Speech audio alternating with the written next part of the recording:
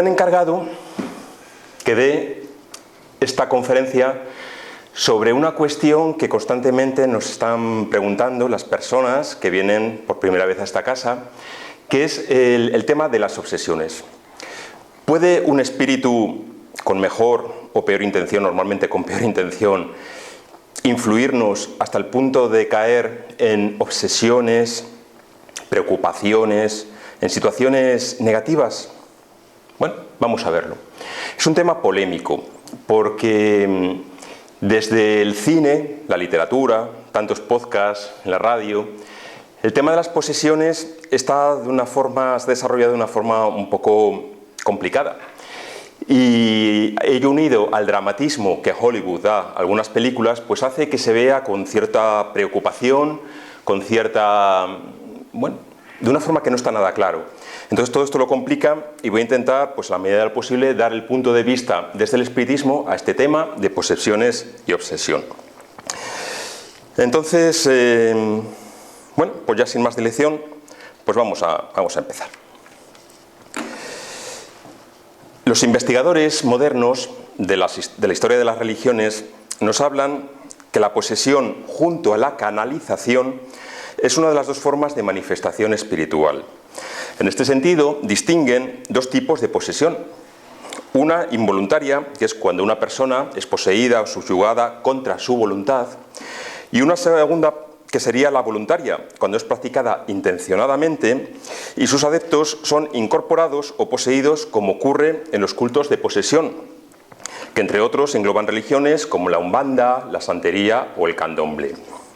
En esta conferencia me voy a centrar en la posesión involuntaria, es decir, cuando uno es afectado contra su voluntad, cuando no lo pretende y se encuentra en una situación donde realiza cosas contra su propia voluntad. Entonces vamos a ver y a confrontarla con las respuestas que a lo largo de la historia se ha dado a esa situación y luego veremos, confrontándola con el espiritismo, cómo se podría explicar. Ante la pregunta de Allan Kardec a los espíritus sobre si estos influyen en nuestros pensamientos y acciones, estos responden de una forma tajante. Nos dicen, textualmente os leo, que su influencia es mayor de lo que creéis, pues muy a menudo son ellos quienes os dirigen. Además, plantean la posibilidad de una sugestión por parte de los espíritus imperfectos que nos puede impulsar al mal, con el objetivo, nos dice, de hacernos sufrir y también con el fin de que se nos pruebe nuestra fe y nuestra constancia en el bien. Leemos en el punto 466 del Libro de los Espíritus. Así las cosas, no es de extrañar que el ser humano, en su afán del conocimiento del entorno y conocimiento de sí mismo, haya tratado de dar explicaciones a esas situaciones donde uno hace cosas contrariamente a sus valores. Es decir, ¿cuántas veces uno cree en algo, pero sin embargo su comportamiento es totalmente distinto? ¿Por qué? Pues la respuesta más inmediata es porque eres tonto, y probablemente sea así, ¿no? Pero si psicológicamente abundamos en el tema, intentamos profundizar, vemos que hay muchas veces una situación que es que como que estamos obligados a hacer cosas muchas veces contra nuestro parecer. ¿Qué explicaciones se pueden dar? No lo sé. Pensad a lo mejor que puede ser un exceso de hormonas. A lo mejor hacemos algo que esas hormonas nos llevan a engañar a nuestra pareja. Bueno, pues no lo sé, podría ser. Pero psicológicamente vemos que se queda un poco corto cuando tú tienes claramente unos valores que te llevan a decir que eres honesto, que eres buena persona, que quieres ser leal. Pero sin embargo hay veces donde las hormonas se te escapan y haces cosas contrarias a esos valores.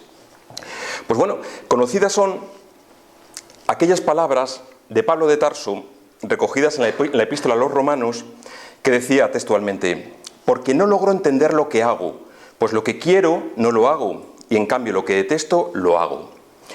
No sabemos qué tipo de debilidades o qué tipo de situaciones estaría pasando Pablo para hablar de esta situación, ¿no? Es decir, no sabemos si se debe a un problema con la bebida, al sexo desordenado, a lo mejor a un exceso de su egocentrismo, no lo sabemos. Pero lo que sí está claro es que de poner estas palabras y en estos términos tenía una lucha interior que le preocupaba y bueno, pues por eso lo pone así. Y de hecho continúa diciendo que si yo hago lo que no quiero, no soy yo quien lo realiza, sino el mal que habita en mí, dice Pablo.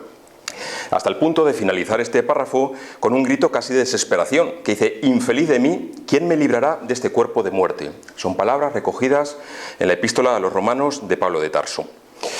Ciertamente, el espiritismo supera esa postura dualista en la que nos pone Pablo. El dualismo es aquella postura que se basa en los opuestos: bien, mal, materia y espíritu, Dios y el demonio. En el fondo, estas posturas dualistas lo que hacen es que consideran que solamente el espíritu es algo puro y la materia es algo malo. Eso es lo que dice el dualismo.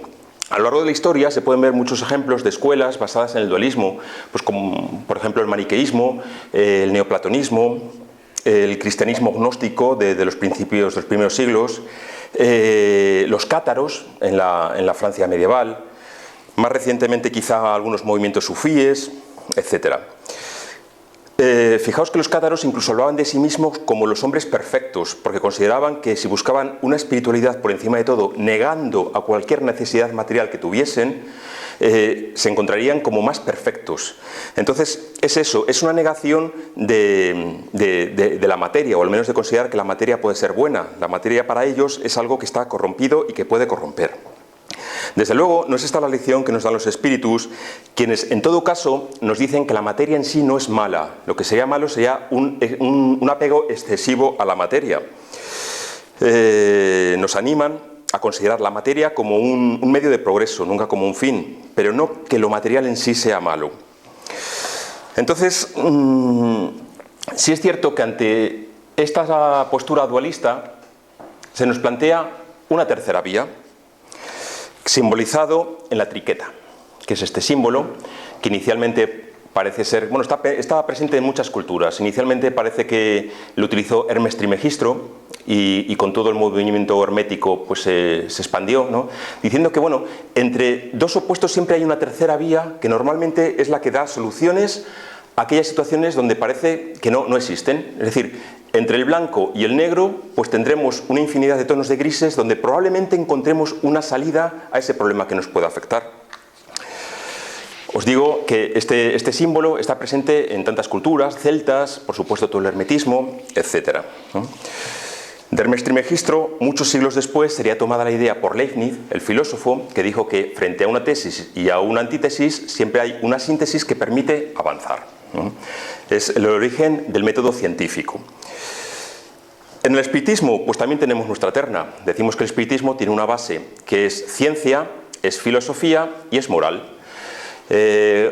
Juntas las tres nos permite un término medio que es el que nos permite progresar.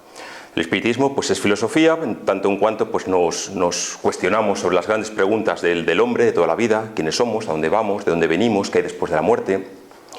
Es ciencia porque se aplica el método científico, es decir, nos interrogamos con preguntas serias sobre cómo son las cosas y además siempre con la duda cartesiana de fondo, es decir, es bueno dudar para avanzar, ¿no? Y es moral en el sentido de que el espiritismo, frente a otras corrientes, procura no quedarse en el fenómeno, sino a partir de la observación sacar una lección moral que nos permita progresar. Entonces, ya os digo, los tres pilares es lo que hace que el espiritismo pues, sea una escuela que permite, sin dogmas, el progreso espiritual de la persona. Una de tantas escuelas, no es ni la única, ni probablemente a lo mejor la mejor, pero sí es cierto que es bastante apta o bastante asequible para quien quiera estudiarla. Hay otra terna en el espiritismo, nos la encontramos en el punto 27 de los espíritus. A la pregunta de Allan Kardec de si consideramos dos elementos generales en el universo, la materia y el espíritu, responde la alta espiritualidad que sí, y por encima de todo eso, Dios. Utilizan un lenguaje que entonces era común en el siglo XIX para decir que tenemos en el universo el espíritu y tenemos la materia, pero que estas dos cosas, contraponiéndolas con las leyes cósmicas o las leyes eternas del Padre Celestial, es cuando te permite hacer de una forma armónica, obtener un equilibrio que permite entonces encontrar el fin de cada uno de nosotros. Es así que, bueno, pues la clave a lo mejor del espiritismo está en eso, que la materia es algo querido por las leyes divinas y no es malo de por sí. Bien, pues si existe esta relación entre materia y espíritu dentro de las leyes divinas, la cuestión, como hemos leído, es si el espíritu influye en la materia. Entonces ya hemos visto que sí, puede haber una influencia positiva, puede haber una influencia negativa. Entonces, no es de extrañar que estas reflexiones sean habituales en el ser humano, sea cual sea la cultura, educación y momento histórico. Vamos a pasar ahora a ver algunas de las respuestas que ha dado el ser humano a lo largo de la historia a esa influencia del espíritu en la materia, que cuando es negativa se ha llegado a hablar posesión, y nosotros preferimos utilizar el término obsesión, pero probablemente estemos hablando de los mismos.